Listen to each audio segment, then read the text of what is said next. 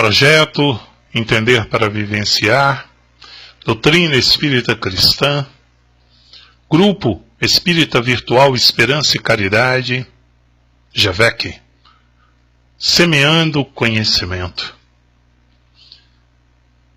Estaremos hoje, depois de uma sequência de vídeos, de falar sobre a fortuna, do egoísmo, de ali estudarmos as questões do Livro dos Espíritos, da pergunta 913 à pergunta 917, de navegarmos na pergunta 804, de irmos ao Evangelho segundo o Espiritismo, capítulo 16, item 10, todo o seu capítulo, de ir ao Evangelho segundo o Espiritismo, capítulo 6, de seguirmos ao Mateus, a Lucas, a Marcos.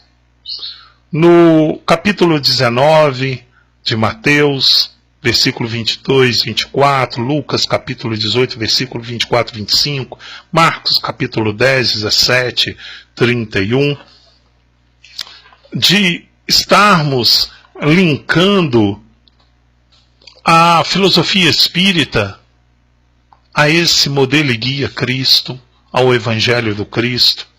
É por isso que estudamos tanto o Novo Testamento. Navegamos em Mateus capítulo 17, 1 a 5, Lucas capítulo 14, item versículo 1 e de versículo 7 a 11, Mateus capítulo 20, de versículo 20 a 28. Esse é o Espiritismo cristão. Nós estudamos a segunda revelação para entender melhor a terceira, porque o Cristo nos disse que nos enviaria o Consolador prometido e que haveríamos de esquecer os seus ensinos. A terceira revelação para nós espíritas está aqui agora. O Consolador nosso, o Consolador prometido na nossa visão é a doutrina espírita que nos faz voltar aos ensinos do Cristo, a caminhar na humildade, na caridade, no amor ao próximo. Esse é o espírita cristão. Isto é espiritismo. Espiritismo, espiritista, espírita. Não há nomenclatura de espírita de mesa branca ou de espírita kardecista. Kardec é o codificador. Codificador das respostas dos espíritos. Por isso o espiritismo, espiritista, espírita.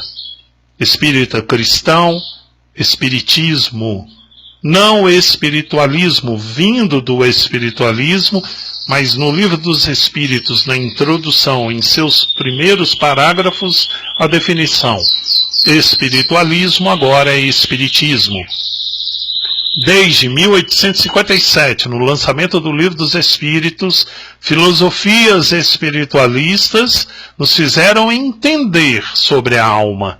Agora, as almas, os espíritos, estão respondendo à necessidade da nossa mudança.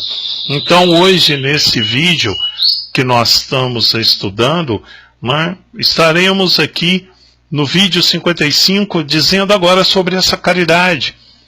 A caridade é a lei suprema do Cristo. Amai-vos uns aos outros como irmãos.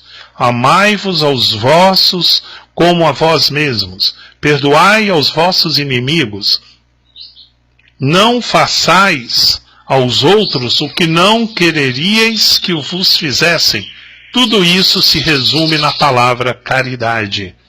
Hoje, nesse vídeo 55, nós temos aqui a palavra caridade e vamos estudar a caridade a partir das questões 886 à questão 889 do Livro dos Espíritos, aonde ele vai falar sobre qual é o verdadeiro sentido da palavra caridade, como a entendia Jesus.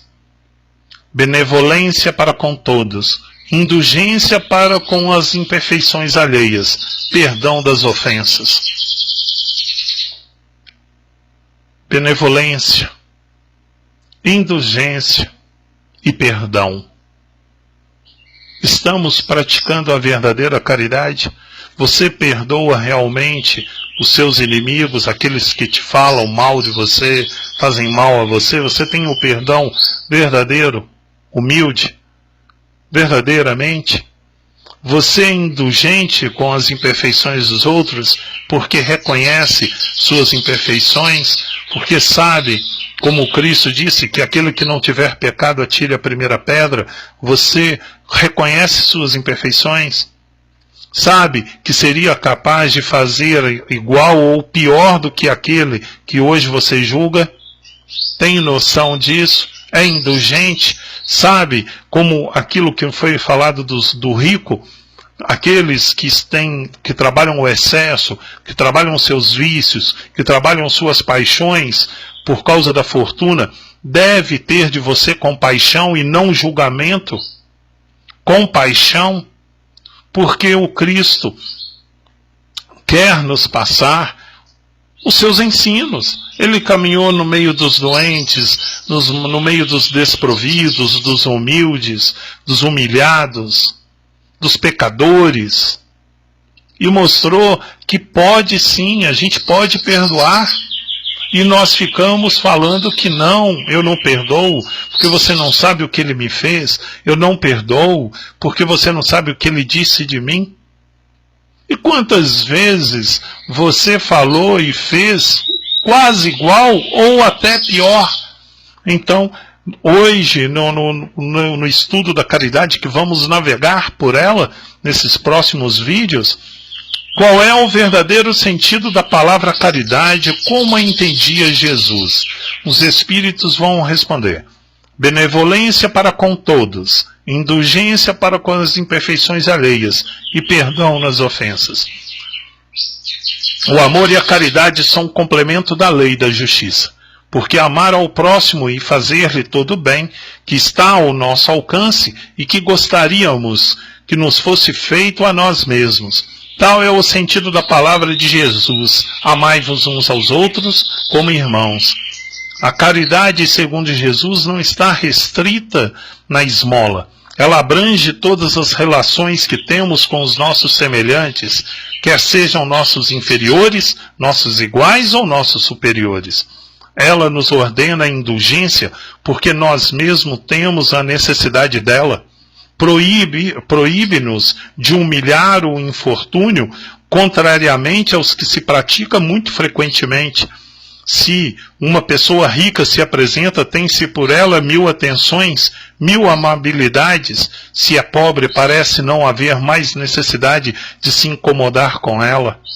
Quanto mais sua posição seja lastimável, mais se deve respeitar antes de aumentar o seu sofrimento pela humilhação. O homem verdadeiramente bom procura realçar o inferior aos seus próprios olhos, diminuindo a distância entre ambos. É o que nós fazemos muitas vezes, né? Lembro de uma imperfeição que eu tive nesse sentido, apesar de ser humilde, pobre, em recursos financeiros, com muita luta, batalho, como bilhões o fazem. Mas eu lembro que um dia eu estava acompanhado de um auditor que estava auditando a empresa e me pediram para que eu o levasse para o almoço. E naquele momento estive eu em uma situação de, olha, estou com essa pessoa e eu tenho que manter distância. E aquele homem que me pediu a refeição, eu ignorei, porque eu acreditava que eu deveria manter uma distância para ficar próximo daquele que tinha posses. Mas aí é que eu tive uma lição, e aprendi uma lição na minha vida. Eu não me senti humilhado, mas foi uma lição de aprendizagem. Quando aquele auditor, que demonstrava em cultura, em educação, em posses financeiras, e eu me afastei daquele que pediu para que não criasse uma situação, aquele virou para mim e falou assim: Herman, pergunte a ele se ele aceita que eu compre, assim que eu terminar o meu almoço, uma marmita para ele e traga. É aquilo que nós aprendemos, né? Aquele que se eleva será humilhado. Porque nós não conhecemos as pessoas que estão à nossa volta, né? Às vezes com posses financeiras e tão simples. Esses são os exemplos. E agora nós vamos trabalhar a caridade. Esses próximos vídeos, caridade. Benevolência para com todos, indulgência para com as imperfeições alheias e perdão das ofensas. Que a paz do Cristo esteja em nossos pensamentos. E que nossas ações, como aquele dia na porta daquele restaurante, eu esqueci o amor do Cristo. Eu esqueci que aquele que mais sofre deve ser reerguido, deve ser alimentado com amor verdadeiro. Então, que essa paz em meus pensamentos hoje alcançado, que procuro alcançar e domar as minhas imperfeições, que realmente se convertam em ações verdadeiramente amorosas, caridosas. Vamos juntos, vamos aprendendo junto com os nossos erros. Somos todos imperfeitos. Aqui vos fala uma alma encarnada que doma constantemente, luta constantemente. Há 5 anos nessa doutrina, domando as imperfeições que trabalhei durante toda a minha vida. Mas te convido, me dê as mãos e vamos caminhar juntos. Estou à sua disposição sempre, sempre. Um grande abraço. Fique na paz do Cristo.